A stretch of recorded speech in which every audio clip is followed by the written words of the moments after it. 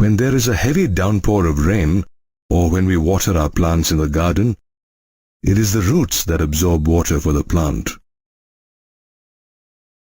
More specifically, the millions of root hairs present on the root tips absorb both water and minerals from the soil. These root hairs not only increase the surface area for absorption, but also assist in water absorption through diffusion. After water is absorbed, it moves deeper into the root layers by one of two pathways, apoplast and symplast. Apoplast is a continuous system of adjacent cell walls in a plant, interrupted only by waxy, suberized Casparian strips in the root endodermis. So apoplastic movement of water occurs through intercellular spaces and permeable cell walls. Water movement is through mass flow and is dependent on the gradient. As water evaporates in the intercellular space, it creates tension in the water flowing inside the apoplast. Mass flow is thus propelled by the adhesive and cohesive properties of water. On the other hand, the symplastic pathway is a system of interconnected protoplasms.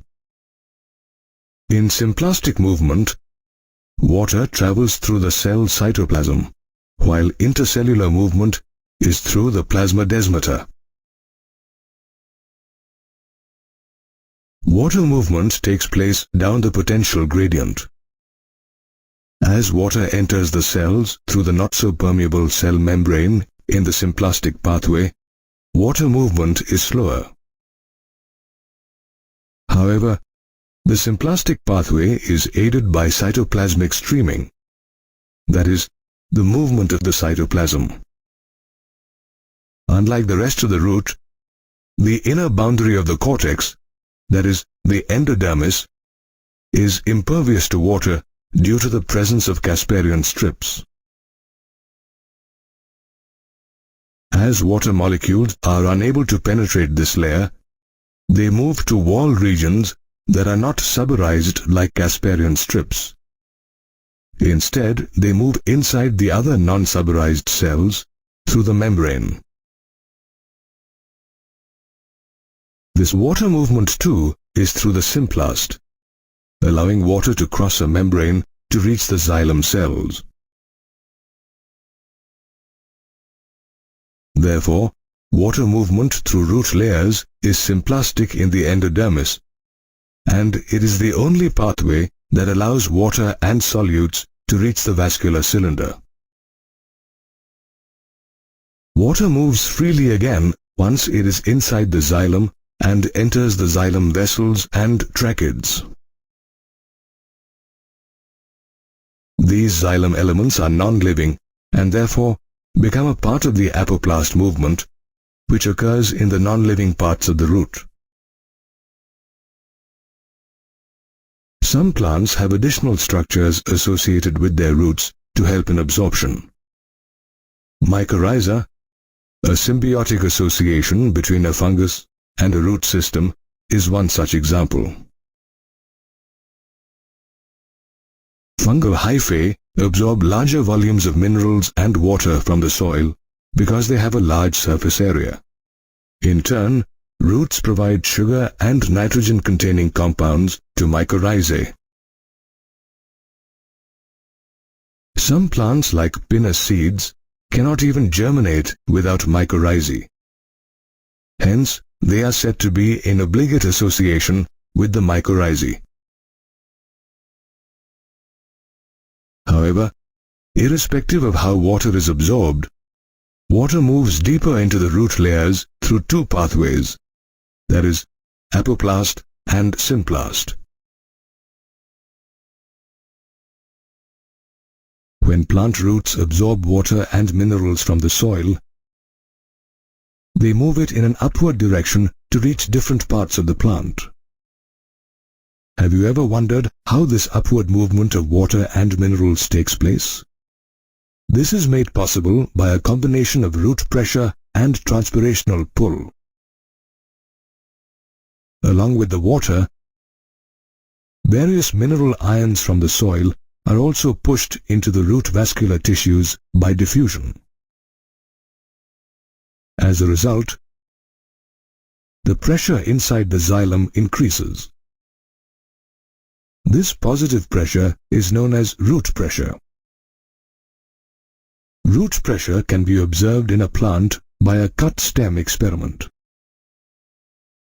In the early morning hours of a humid day, if a soft stem is cut horizontally near its base with a blade, drops of solution ooze from the cut stem.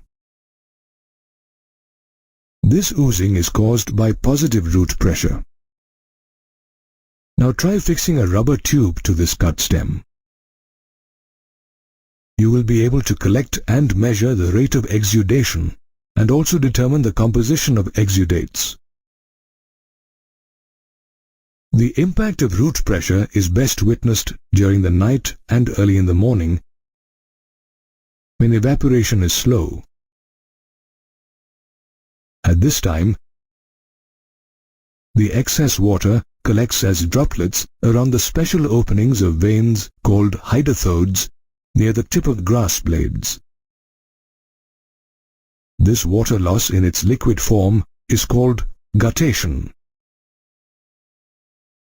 However, root pressure itself does not account for the majority of water transport because it can provide only a modest push. Most water movement in tall trees takes place due to transpirational pull. The driving force behind this transpirational pull is transpiration from the leaves. Transpiration is the process of water loss through stomata in the leaves. Unlike guttation, where water is lost in liquid form, water is lost as vapor during transpiration. Transpiration can be witnessed by closing a healthy plant inside a polythene bag. You will notice that droplets of water have formed inside the bag. These water droplets are caused by the loss of water from leaf stomata by transpiration. The water loss due to transpiration pulls the water upwards in a plant stem. Did you know that the transpirational pull generated by this process of transpiration is strong enough to cause water to move upwards even in tall trees by as much as 15 meters per hour? Water transport is also aided by cohesion and surface tension. Cohesion is the mutual attraction between water molecules, and surface tension is the force acting on a water molecule traveling upwards in the xylem. Since cohesion tension helps the transpirational pull, it is also known as the cohesion tension transpirational pull model of water transport.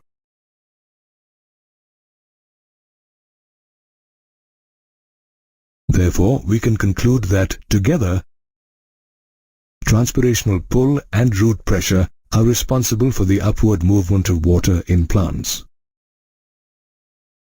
Did you know that a fully grown tree may lose thousands of liters of water through its leaves on a hot, dry day through transpiration? Transpiration is the loss of water due to evaporation that occurs through pores in leaves called stomata.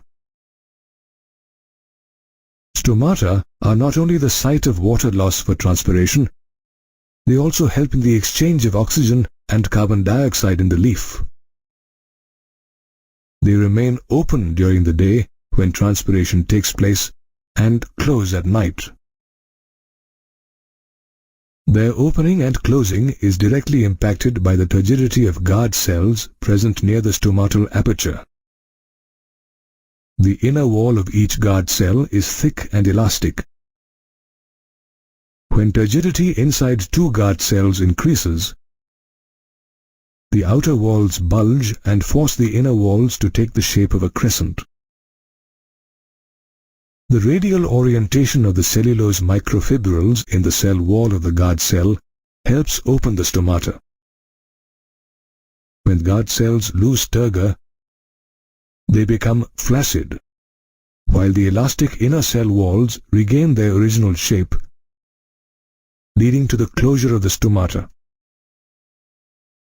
Transpiration is affected by both external factors like temperature, light, humidity, etc., and plant factors like the number and distribution of stomata.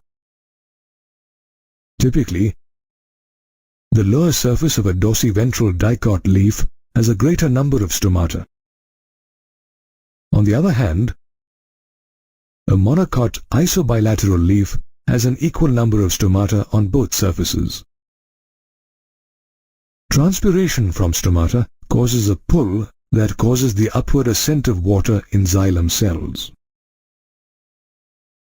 This transpiration pull is made possible by three physical properties of water: cohesion, adhesion, and surface tension. Cohesion is the mutual attraction between water molecules. Adhesion is the property of water to be attracted to polar surfaces like tracheids and vessel elements, also known as tracheary elements, in a xylem cell. Finally, surface tension is the property of water molecules to be more attracted to each other in a liquid state than in a gaseous state. Together, the properties of adhesion, cohesion, and surface tension render water with a high tensile strength. This means that water becomes capable of resisting a pulling force. Also, it gains high capillarity. Capillarity is the ability of water to rise in thin tubes, which is helped by the small diameter of the tracheary elements. This water transported by xylem vessels needs to be moved into the parenchyma cells of leaves, where it is needed for photosynthesis. While water evaporates through stomata during transpiration, a thin film of water appears over the cells, which pulls water molecule by molecule into the leaf from the xylem. This transport is helped by the water potential gradient. The concentration of water vapor in the atmosphere is lower than that in the substomatal cavity and intercellular spaces. Thus, water diffuses into the surrounding air, creating a pull. Did you know that this pressure generated by transpiration pull is capable of lifting water over 130 meters high in a xylem vessel?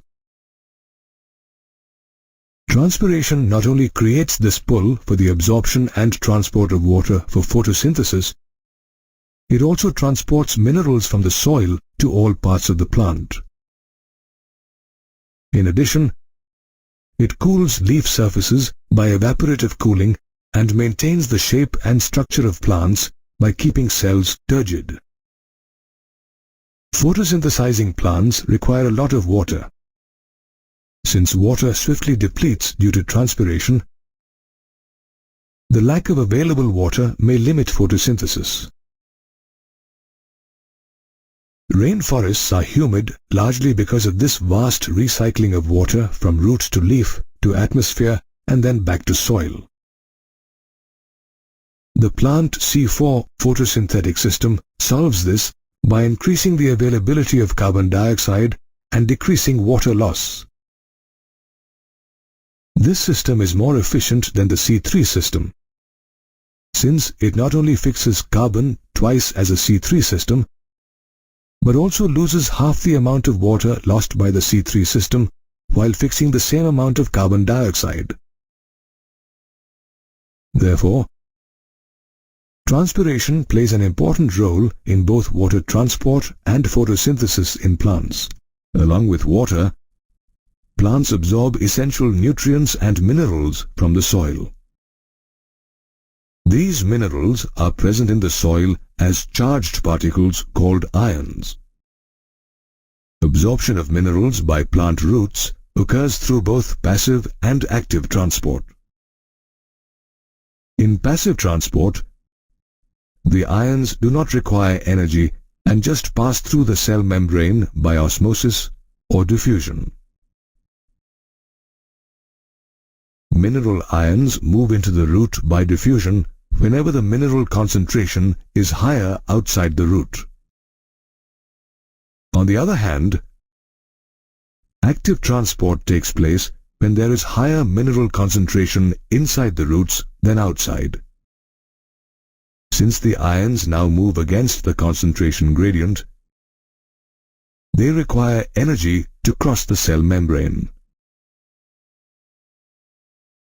Some ions, such as potassium, pass through the cell membrane directly without any energy consumption via either membrane protein pumps or proton pumps. Active transport begins with positively charged ions such as hydrogen being pumped out of a cell. Due to the displacement of these hydrogen ions, negatively charged ions move inside the cell. They enter the cytoplasm of the epidermal cells of the root, using up the ATP molecule for energy. Furthermore, the membranes of root hair cells have some specific proteins such as calcium ATPases called transport proteins, which actively pump ions into the epidermal cells from the soil. The endodermal cells of the root also have many transport proteins embedded in their plasma membrane. These transport proteins serve as control points, where they adjust the quantity and selectively allow certain types of solutes to cross the membrane to reach the xylem. Also, due to the presence of the suberin layer of the Casparian strip, the root epidermis can transport ions passively in one direction only. The active uptake of ions causes a water potential gradient in roots, which results in the uptake of water by osmosis. After ions reach the xylem either passively or by active absorption, they are transported up the stem to the various sinks inside the plant body by transpirational pull. The sinks inside plants are usually found in its growing regions like apical and lateral meristems, young leaves, developing fruit, flowers and seeds, as well as storage organs. These mineral ions are unloaded at the fine vein endings of leaves through diffusion and are taken up by active transport by associated cells such as mesophyll cells. Plants can also remobilize minerals from older dying parts to young developing parts where they are required. For example, minerals from old dying leaves of deciduous plants are exported to other parts like young leaves before the leaves fall. Phosphorus, sulfur, nitrogen and potassium are readily mobilized as inorganic ions, while some elements such as calcium that are structural components cannot be remobilized. Small amounts of phosphorus and sulfur are also carried as organic compounds. However, most of the nitrogen is carried as organic compounds in the form of amino acids. Moreover, the xylem and phloem exchange small amounts of the materials they carry. Both xylem and phloem elements are responsible for the transport of minerals in plants. Plant food is primarily sucrose. It is transported by a vascular tissue called phloem from a source to a sink. The transport of sugars inside the plant by phloem is called translocation. The leaf is usually the source, since this is where food is synthesized via photosynthesis, while a sink is any part of a plant where food is stored or is required. For example, fruits or roots. However, sink and source roles can be reversed depending on the plant's needs. For example, sugar from the roots may need to be mobilized to a flower bud when they need energy for growth. Therefore, food transport by phloem is bidirectional, both upward and downward.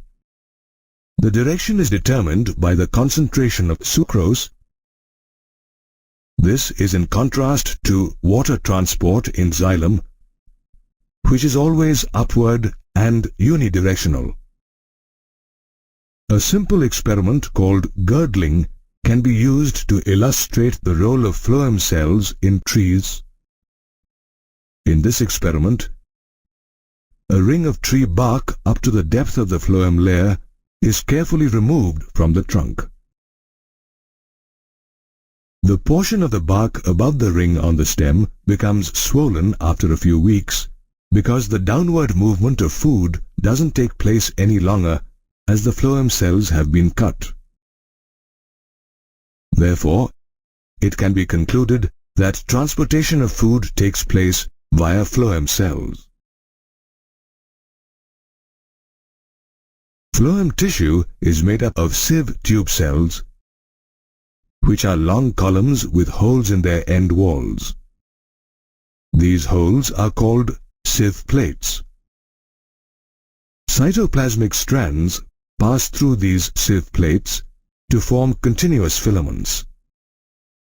However, most of the cellular functions of sieve tube cells inside the phloem are carried out by companion cells. The fluid that passes through these phloem cells is called phloem sap.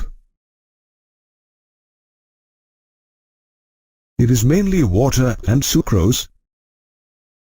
In addition, they also transport other sugars, hormones and amino acids from time to time. Phloem sap translocation from source to sink takes place by a mechanism called the pressure flow hypothesis. When plant leaves prepare glucose via photosynthesis, the glucose is then converted into sucrose.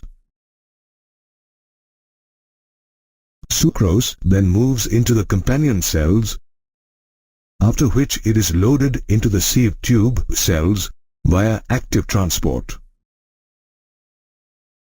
This process of loading of sucrose into the phloem causes a hypertonic condition and sets up a water potential gradient. This in turn results in osmosis, which causes water to move into the phloem from the adjacent xylem cells. As osmotic pressure increases in the sieve tube, pressure flow begins, and the phloem sap moves towards the sink, which has low osmotic pressure. This is followed by the sucrose from the phloem sap unloading into the sink cells via active transport. The loss of sucrose produces a high water potential in phloem. This results in decreased osmotic pressure, which causes water to move out of the phloem cells and back into the xylem cells. The zinc cells then utilize the sucrose for metabolism or storage purposes by converting it into energy, starch or cellulose. In this manner, phloem cells transport food, primarily sucrose, in plants by the pressure flow hypothesis mechanism.